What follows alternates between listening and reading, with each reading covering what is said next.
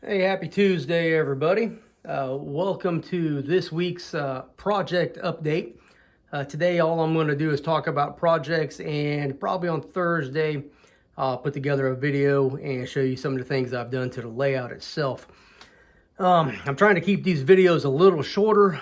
Once again, I'm going to try not to ramble past maybe 10 minutes, but expect 15. Hopefully not. But, you know, when I get to talking, I try to go into some detail, and sometimes I do a good job, and sometimes I just ramble on about some BS, and I don't know. Y'all keep coming back and watching, so I guess I'll keep making videos.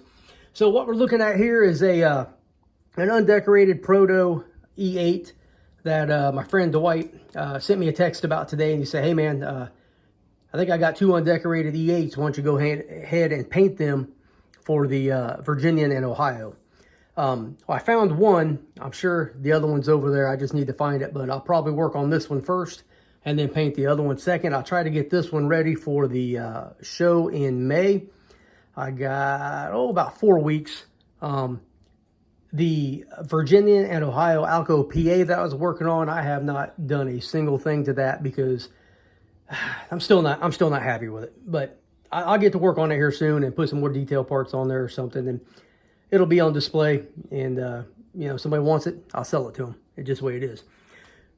Went to Hickory a couple weeks ago to a train show, and I picked up these two Alco C424s or C425s. I think they look exactly the same. I believe they will become Virginian and Ohio as well. I'm kind of debating on these. I did ask Tony Custer a couple months ago if he had any of these C424, C425s on the Allegheny Midland roster. And I think I got to go back and look at the email, but I thought he said that he contemplated having them, but just never put them on the roster.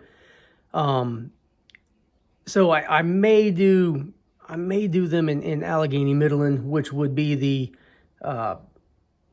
black and yellow scheme, the later nickel plate scheme.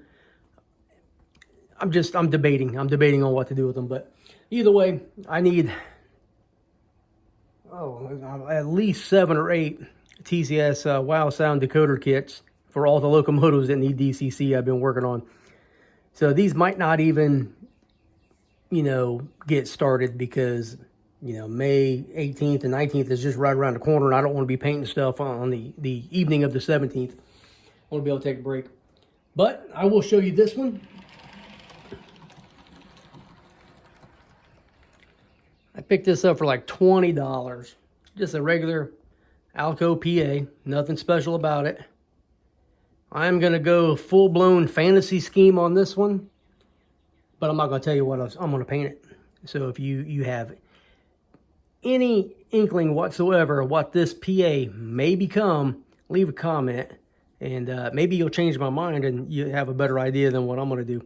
But I'm going to tell you something. It's going to be unique. It's going to be painted for a railroad that did not have these locomotives. And if you have watched any of my other videos, I have a number of fantasy locomotives that I've painted already, and you might be able to guess. But we'll see. Leave a comment and we'll figure it out. Oh, let's come over here. I'll give you guys a little view. Something better to look at than that. So if you watch my other videos, you know I've been working on these 3 V&O Cabooses. 458 here is 100% complete. It's weathered with the train line air hoses on there. All I need is marker lights for this 354. And the couplers are really high, so I think I'm going to take the trucks off and file or sand the bottom of the bolster and get them to come down, because it sits up too high. I don't like it. It's a nice looking caboose at the end of a train, but I think that it can be a little bit better. And then the 394 over here, it's 100% done as well. I'm not going to weather it. I'm just going to leave it the dark blue that it is. And I've added air lines on this one here as well, and well, right here, I mean.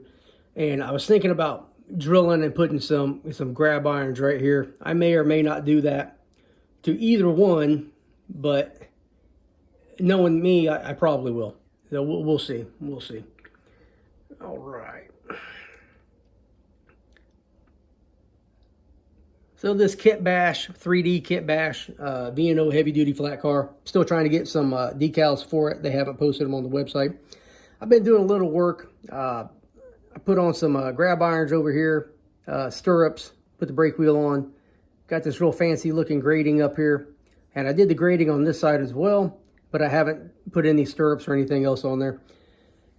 Just, I don't want to say I'm burned out, but it's so tedious that I just want to kind of, relax a little bit and do some other stuff.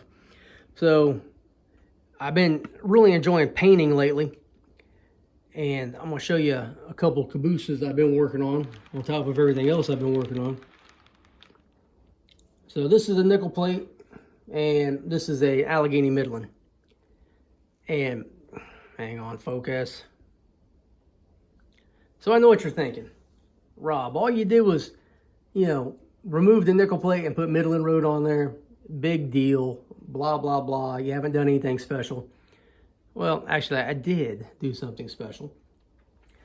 This was a nickel plate caboose, and I did try to remove the nickel plate up in the white, which is really a light gray, and the lettering over here. And it wasn't coming off. That's all I can tell you. No matter what I did, it just wasn't coming off. And I've stripped, many of them before, and spot stripped as well before, and it wasn't looking good. So I went ahead and just soaked this caboose in alcohol, and I just stripped the entire thing. Then I went back and taped off the stripe on top, painted it.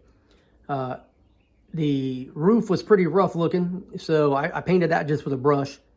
And then I taped it off after the white was dry, and I painted the red.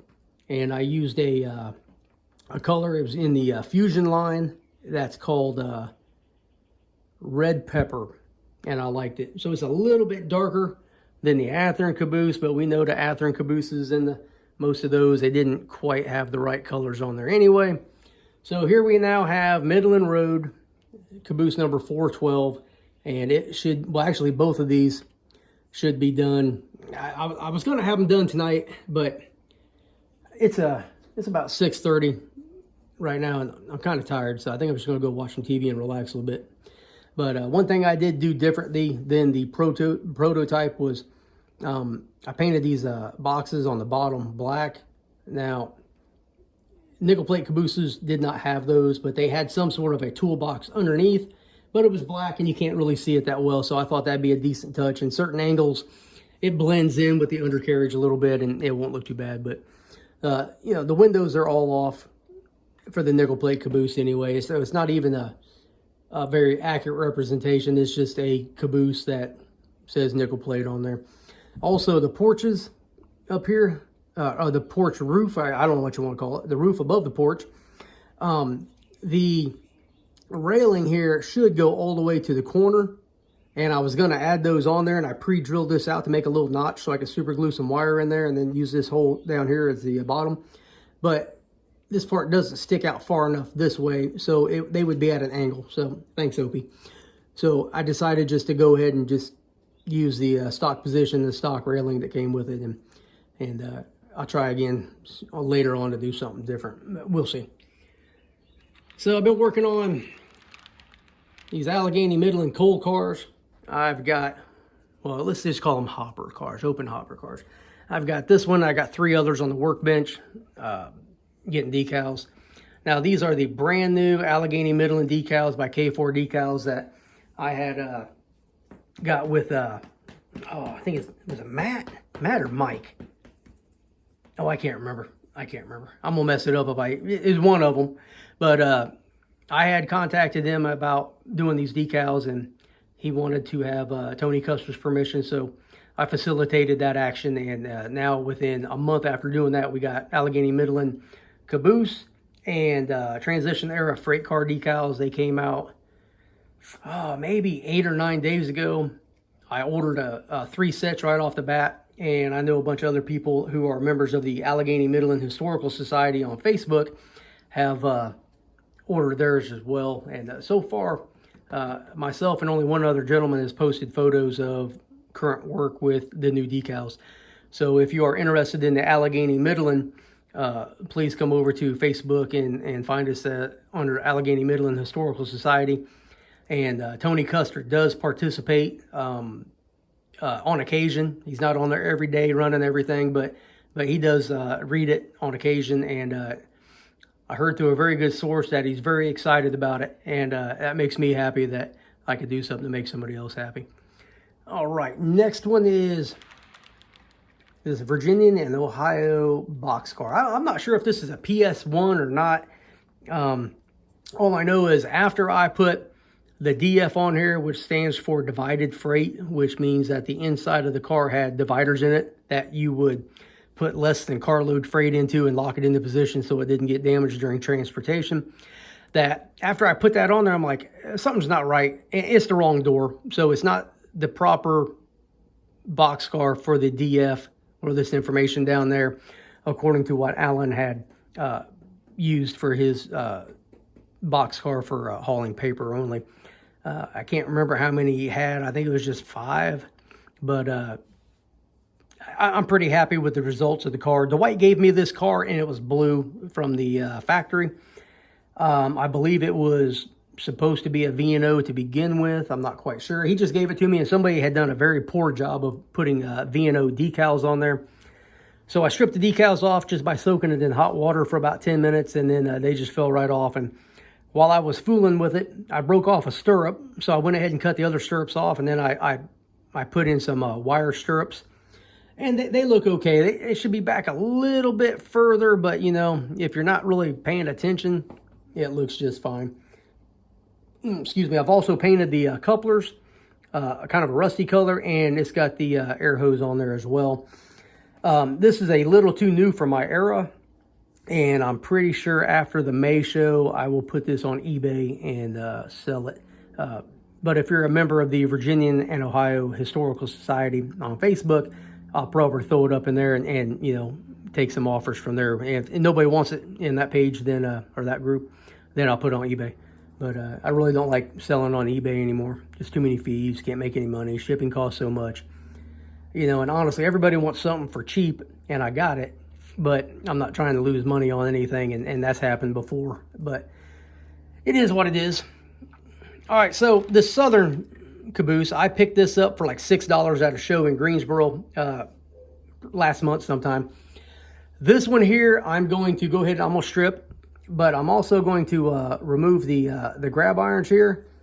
The grab irons here, and I'm going to try to do some wire grab irons that were more prototypical to the nickel plate caboose that I'm trying to do. I may even fill in these windows and attempt to cut out new windows. The nickel plate caboose had a vented window up here. It's more like just a vent for like a top bunk. So when you're going down the line of the road, you can get some air. So evidently they were napping on there. And then had a window here and a window right in this area. And then I didn't have the box down here, the toolbox down here. It was kind of in the middle someplace. So I need to get some better diagrams, and I'm going to see what I can do to make it a little better looking. But it will be Allegheny Midland as well. And I think it's going to look pretty cool. I'm going to go a little bit overboard on this one, and I'm not going to, I doubt I'll have this one ready for the May show. I'm going to take my time on it and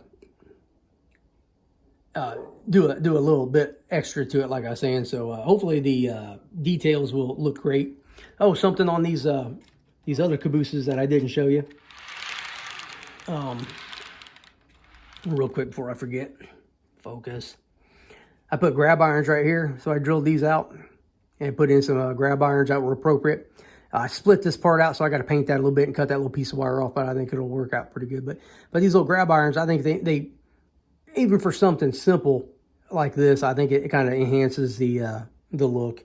I also mounted this little bracket here for the air hose will fit in there. And I did the same thing to the nickel plate car. I think it's going to look pretty cool when I put it on there. It just kind of puts the air hose down at a better angle, I think. But to touch back on these nickel plate and this Midland Road caboose, I got to put windows in it tomorrow, and then I'll mess with the ladders and then they should be good to go.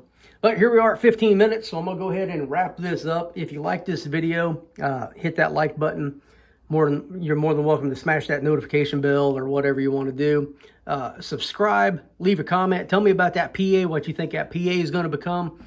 And come back on Thursday, if not sooner, and see what I do next. Thank you all for watching. Have a great day.